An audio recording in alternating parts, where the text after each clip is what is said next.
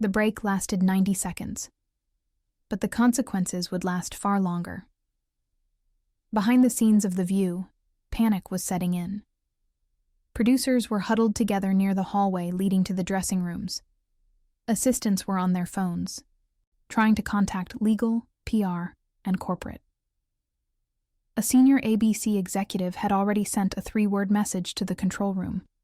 Shut it down. But the show was still live. The audience was still seated. Kash Patel was still on stage, quiet, composed, almost still. The hosts returned to the table slowly, all of them a little different now. The smiles had faded. The confidence had thinned. Something had broken in the room, and no one was sure how to fix it. In Washington, D.C., 1,000 miles away, phones were ringing inside a classified wing of a government building. Staff from the National Security Council, Department of Justice, and Intelligence Committee were watching the replay in silence. A junior analyst turned to his superior and whispered, "Sir, was that memo real?" His boss didn't answer. In New York, journalist Sabrina Malik, 29, sat alone in a tiny apartment filled with old papers, digital recorders, and cold coffee. She had been scanning Twitter when the clip went viral. The words, "planning democracy's funeral," caught her attention like a siren in a quiet night. She played the clip again, then again, and again. With each playback, her mind started racing. The phrasing, the documents. The expression on Kash Patel's face when he laid that memo down. He wasn't bluffing. Sabrina had seen that look before. On her father. Her father had been an NSA contractor. He disappeared in 2012 after speaking privately with a congressional aide. The last thing he told Sabrina was, "If something ever happens, look where no one else is looking." She had buried that memory. Until now. She pulled her laptop closer and typed furiously, "Office of Strategic Influence 2017 memo." The results were thin, but one buried link appeared, a broken PDF on an old EU transparency archive. The document was corrupted, but the metadata remained. Authored by TM Classification, Top Secret. Code. Black date, April 17th, 2017. That date matched an internal Senate hearing her father once referenced. A hearing that was never broadcast and never mentioned in the press. Sabrina's instincts kicked in. She knew what this was. Not just a soundbite. Not a talk show controversy. This was a leak. And leaks meant something bigger was coming. Back at the studio, Whoopi cleared her throat. Her voice, though steady, carried a new edge. "We're back. A lot of questions have been raised here today, but let's be clear. We are a talk show, not a courtroom." Kash Patel leaned back, slightly. "That's the problem. Courtrooms used to ask the hard questions. Now we rely on morning television for accountability." Joy Behar snapped, her patience finally cracking. "Then why this show? Why come here if you have something that serious? Why not Congress or a real investigation?" Kash answered without pause. "Because your audience is who they're afraid of. The people watching this right now, they're not reading committee reports. They're not inside the Beltway. They're just trying to survive, and that's who they fear waking up." A sharp silence followed. Sunny Hostin narrowed her eyes. "You're playing a dangerous game, Mr. Patel." Kash didn't blink. "No, I'm showing you the board we've all been playing on for years. I just stopped pretending it's not rigged." In D.C., the senior intelligence officer finally spoke. "He has more." His aide looked up. "Sir? He didn't come with just one document. This is step 1. What do we do?" The man didn't answer. He picked up a secure phone and made a call. "Activate Prism Echo." Meanwhile, in a hotel room in Brussels, a middle-aged man stared at his laptop in disbelief. The clip of Patel's interview played before him. His name was Gabriel Yavor, a former cybersecurity director at NATO turned private whistleblower. And the memo on screen, the one Patel unfolded, matched one he had seen years ago. He opened a secure folder on a hidden drive. His hands trembled slightly as he clicked through documents. One folder stood out. OSINF Shadow 94, U.S. Strategic Response Playbook. He clicked it. Inside were diagrams, directives, meeting transcripts, and a video file labeled Phoenix Conference Reel.mp4. Gabriel didn't play it. Not yet. He just whispered to himself, "He's opening the door." Back in New York, Sabrina was already working on her first story. The headline on her screen read, "Kash Patel's interview wasn't a meltdown. It was a warning."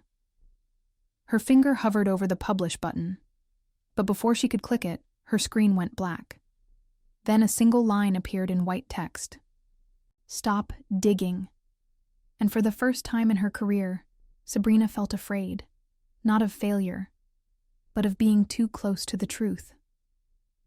The storm didn't wait until morning. By midnight, every major news outlet had issued a statement. Most were vague. Kash Patel's appearance sparks national conversation, or controversial remarks flood social media. But none touched the core of what had happened. None mentioned the memo. None said the words that had echoed through the studio and landed like a punch in the national gut. The people protecting democracy are the ones planning its funeral. But behind closed doors, real conversations were happening. The kind that don't make it to screens or headlines. In a secure bunker beneath Capitol Hill, a classified emergency meeting was underway. A small group of men and women in dark suits sat around a long table, the presidential seal engraved into the wood at its center. No phones, no notes. Just silence and consequences. At the head of the table, National Security Advisor Helen Rowe tapped her pen slowly against a file marked "Redacted as Level 5. Her face was unreadable, but her voice was ice. "This was not a leak," she said. "It was a shot." Someone across the table, Senator Telford, a man with silver hair and deeper secrets, grunted. "He's bluffing. That memo could have been forged." Rowe opened the file and turned it around for the room to see. It was the original version of the same memo Patel had shown on The View. Only this one had no redactions. The table went quiet. "Jesus Christ," someone whispered. The memo detailed a covert framework titled Project Shadow 94, a program designed to monitor and influence domestic sentiment through media, digital platforms, and public-facing allies. The language was clean, professional, sterile, but the intent was clear. Control the message, shape the reality, preempt dissent. Senator Telford leaned back in his chair. "This could bring the whole damn system down." Rowe didn't flinch. Then it was never a system worth saving. Across the country, Sabrina Malik sat in a cafe that never closed. Her laptop now had a fresh hard drive. After the shutdown message, she'd taken no chances. She had printed what she could, scanned, backed up, copied, encrypted. Still, she felt watched, even inside a crowd. She scrolled through Patel's old interviews. Speeches, testimony, patterns began to appear. A string of references to intelligence failures, declassified snippets, unanswered questions. But now, for the first time, it all pointed toward something larger. She circled one quote from a 2021 panel discussion. "The question isn't if the fourth branch of government exists. It's who they answer to." Fourth branch. That phrase stuck in her head like a thorn. Not the executive, not the legislative, not the judicial, the unofficial one, the one in the shadows. At the same time, back in Washington, Kash Patel sat in a dimly lit room at a safe house maintained by former intelligence colleagues, people who had vanished quietly after refusing to play the long game. One of them, Marcus Jin, handed him a folder. "It started," Marcus said. "Gabriel Yavor activated the archive, and you got their attention." Kash opened the folder. Inside was a photo. A grainy image of a roundtable meeting held in Prague, 7 figures, faces obscured, all wearing the same lapel pin, a golden phoenix over a black circle. Below it, handwritten notes, Phoenix Directive, 1999-2025 timeline, nearly complete.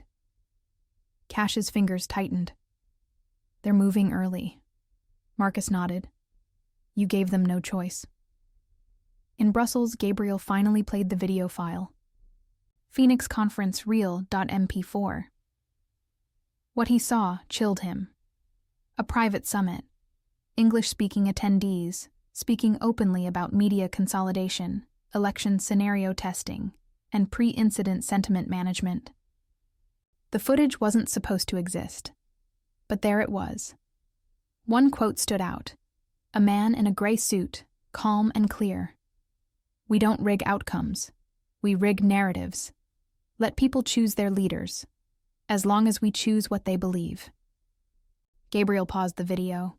He stared at the frame, and then did something he hadn't done in years. He picked up the phone and dialed Sabrina Malik. The next morning, Sabrina's phone rang as dawn broke. A European number. She answered. Gabriel? Listen carefully, the voice said. They're going to try and discredit Patel. They'll call him a radical, a fraud, maybe even say he doctored the documents. But the proof is real. Her breath caught. Why now? Why risk everything now? Because the final phase starts soon. The Phoenix Protocol is no longer theory. It's activation time. And Patel just forced their hand. Sabrina's mind raced. So what do? There was a pause. Then quietly, we go public, not with opinion, with the truth.